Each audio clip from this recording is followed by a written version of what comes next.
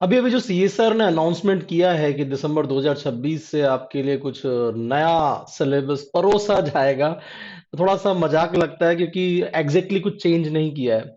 और जो चेंज किया है उसमें से आप कभी कुछ पढ़ने वाले भी नहीं हो।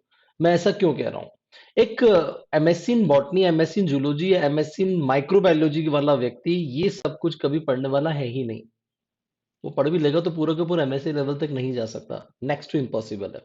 लेकिन फिर चेंज क्या किया? क्या वाक़ई में हमें थोड़ा-सा डरने की आवश्यकता है कि मैं ज़रा सिलेबस को एक बार फिर से आपको बता दूँ कि जो अभी तक आपका सिलेबस था, वो 13 यूनिट का सिलेबस था, उसमें ये बड़े तरीके से इन्होंने चीज़ें रख रखी थी।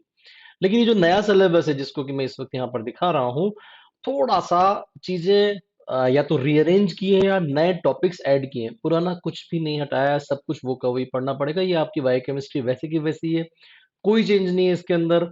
सेलुलर ऑर्गेनाइजेशन में से भी 2 टॉपिक वैसे तो ये हमेशा से थे पर परिभाषित कर दिए हैं कि भाई हम अपोप्टोसिस पूछेंगे, नेक्रोसिस पूछेंगे, ऑटोफेजी पूछेंगे और इधर एंटी माइक्रोबियल रेजिस्टेंस पूछेंगे। पहले यही कुछ और नामों से थे। अपोप्टोसिस में प्रोग्राम सेल डेथ के नाम से क्वेश्चन आते ही थे आपके यूनिट नंबर 4 और 5 में से।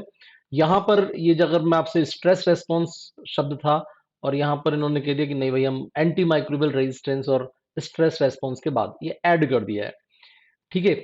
उसके बाद अगली यूनिट में चले जाएँ फंडामेंटल प्रोसेस। फंडामेंटल प्रोसेस में कोई चेंज नहीं है, वैसा का वैसा ही है जैसा पहले था, कोई चेंज नहीं आ रहा है। सेल कम्युनिकेशन यानी कि जिसमें कि हम cell signalling, cellular communication, cancer वगैरह देखते थे। उन्होंने सिर्फ रीअरेंज किया है, ऊपर-नीचे कर दिया। ये पहले होस्ट पैथोजन इंटरैक्शन का जो नाम था, वो था आपका सिंपल सा कि भई हम होस्ट पैरासाइट इंटरैक्शन। उसमें यहाँ ये परिभाषित कर दिया कि भई सब कुछ पूछेंगे। इन्होंने भी यहाँ पर ये प्रॉपर डिफाइन किया है कि बैक्टीरिया वायरस की एंट्री जो है प्लांट और एनिमल में कैसे होगी, वहां पर भी था। प्लांट पैथोलॉजी के सवाल आते थे। ठीक है? इधर की तरफ आपको पूरा वायरोलॉजी वगैरह सब कुछ तैयार करना पड़ेगा और यहाँ पर कैंसर को प्रॉपर डिफाइन किया जैसे पहले डिफाइन किया हुआ था कि भाई कैंसर के सवाल ऐसे होंगे। No change. इम्यूनोलॉजी में there is no change. Immunology वैसी की वैसी रखी हुई है, कोई चेंज नहीं आया।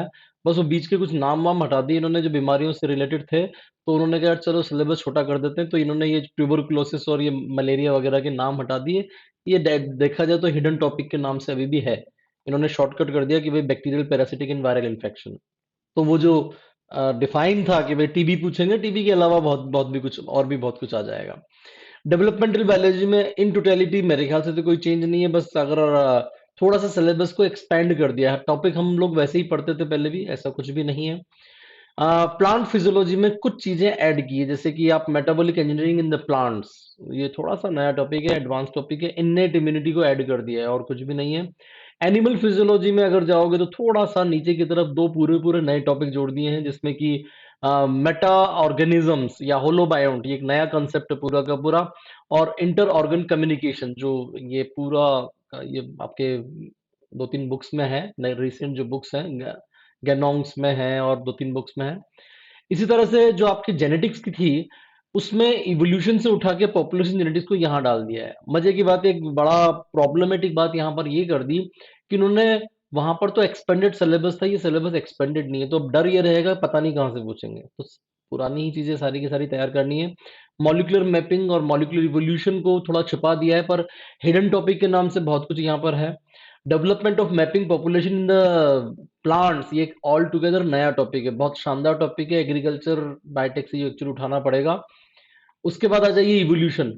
इवोल्यूशन इवोल्यूशन नहीं रहा, दोस्त दोस्त न रहा, प्यार प्यार न रहा, क्योंकि इवोल्यूशन के नाम पर ये जो इतनी छोटी सी चीज है, ये अपने आप में आपकी पूरी वीरबल रस्प की बुक है। लेकिन बाकी मैं आपको कोटपाल क्षेत्रपाल और सिंह पांडे जैन, ये पूरी की पूरी किताबें देखनी पड़ेगी। अगर आप ध्यान से देखोगे तो नॉट ओनली सिंह पांडे जैन, आपको प्रेस्कोट भी देखनी पड़ेगी, क्योंकि प्रॉपर माइक्रोबायोलॉजी इन्होंने परिभाषित कर दी है यहाँ पर। ऑल्दो बहुत सारे लोगों को इससे फायदा होगा, क्योंकि क्लियर कट हर यूनिट में से कुछ ना कुछ वेटेज आने वाला है। हो सकता है एग्जाम का कुछ पैटर्न वैटर्न भी ये लोग चेंज करें कि भाई आपको ये 14 यूनिट जो दी है, इसमें से भैया कोई सी भी 8 देख लो या इस तरह से देख लो, हो सकता है ऐसा कुछ आए। तो ये एमएससी इन माइक्रोबायोलॉजी का हिसाब किताब हो गया, ये नीचे की तरफ एमएससी इन बॉटनी वाले हो गए, ये आपके एमएससी इन जूलॉजी वाले हो गए, सबको खुश कर दिया इन्होंने। इकोलॉजी और में बिहेवियर जोड़ दिया। पहले जो बिहेवियर था वो इवोल्यूशन के साथ था यहाँ पर, अगर आप ध्यान से देखोगे तो पहले इवोल्यूशन चलता था बिहेवियर के साथ, सॉरी, बिहेवियर चलता था इवोल्यूशन के साथ। तो इन्होंने आगे पीछे कर दिया और ये जो डाइवर्सिटी की पूरी यूनिट थी इसको इन्होंने इवोल्यूशन में घुसा दिया है। तो ये तो आपको समझ में आ ही गया होगा। कुछ टॉपिक जो नेट एनवायरमेंट साइंस के टॉपिक जिसको में हम कहते हैं, थोड़ा सा मुझे आइडिया है। ये जो एक्ट्स एंड पॉलिसीज है नेट एनवायरमेंट साइंस का उठा के यहाँ पर डाल दिया। तो जिन्होंने एमएससी इन एनवायरमेंट साइंस की है और सीएसआर नेट लाइफ साइंस देते हैं उन लोगों के लिए बड़ा फायदा हो जाएगा। ये वाले सारे के सारे टॉपिक यहाँ से उठाए गए हैं। बिहेवियरल इकोलॉजी बेसिकली हमारी जो बेसिक एनिमल बिहेवियर है, इथोलॉजी है, वही सब कुछ आ गया। थोड़े से टॉपिक इन्होंने स्क्वीज कर दिए पर टॉपिक वो के वही है, बहुत ज्यादा अंतर नहीं है।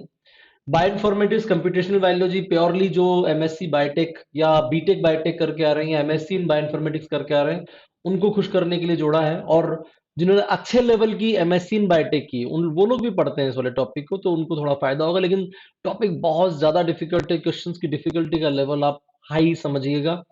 बॉटनी जूलॉजी वालों को प्लीज ये इसमें नहीं घुसना है। अपने बॉटनी के ऑप्शंस काफी अच्छे दिए हैं। Biochemical engineering again BTech biotech और एमएससी बायोटेक जो प्योर वाले हैं उनके लिए बड़ा शानदार तरीके से दिया है। तो आपको बड़ा फायदा होने वाला है जिनका अच्छा वाला एमएससी बायोटेक है, जिन्होंने प्रॉपर बायोटेक की है, क्योंकि कई सारी एमएससी बायोटेक तो फर्जी होती है हमारे हिसाब से। तो एडवांसेस इन बायोटेक्नोलॉजी इन्होंने यहाँ पर अलग अलग तरह की बायोटेक की ब्रांचेस डाली हैं। तो इसमें से ये वाले कुछ हिस्से तो हमारे बड़े काम के हैं, हम लोग जानते हैं इसके बारे में, हम लोगों ने पढ़ा हुआ है काफी कुछ। इधर की तरफ ये कुछ भी हम लोग जो नॉर्मल बायोटेक से जिन्होंने एमएससी किया उन्होंने पढ़ा हुआ है। तो ये डरने की यहाँ पर भी ओवरऑल कोई बात नहीं है। कुछ टॉपिक ऐसे हैं जो छोड़ने के लिए होता है, तो अगर आप कुछ चीज छोड़ भी देंगे तो कोई फर्क नहीं पड़ने वाला है। यकीन मानिए ऑल 14 यूनिट्स कोई भी तैयार नहीं करने वाला है। वो तैयार करेगा तो उसको कितने तो साल लग जाएंगे। और ऐसा तो है नहीं कि 100% एक्यूरेसी से आप सवाल कर लेते हो। ये आपको भी पता है कि जो एक्यूरेसी होती है वो 50% के आसपास जाती है। कट ऑफ वही आपकी 45 से लेके 50 जाने वाली है, कोई बहुत बड़ी कट ऑफ नहीं जाने वाली है या बहुत कम नहीं जाने वाली है। जो मेथड्स इन बायोलॉजी है उसमें भी कोई चेंज नहीं है यहाँ पर ओवरऑल। अगर आप लास्ट तक यहाँ पर पुराने वाले सिलेबस को उठा के देखोगे तो ये रिकॉम्बिनेंट डीएनए टेक्नोलॉजी वगैरह वो सारे वही है, हिस्टोकेमिकल मेथड सब कुछ वही है, कोई चेंज नहीं है। तो घबराने की बहुत जरूरत नहीं है। हम लोग इस सभी के दो तरह के कंटेंट बनाने वाले हैं, इंग्लिश मीडियम और हिंदी मीडियम। इंग्लिश वालों के लिए तो ऑलरेडी बहुत सारी सुविधाएं हैं संसार में, सभी लोग उनके लिए उपलब्ध होते हैं।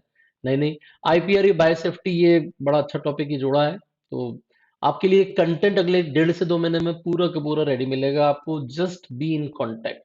Thank you very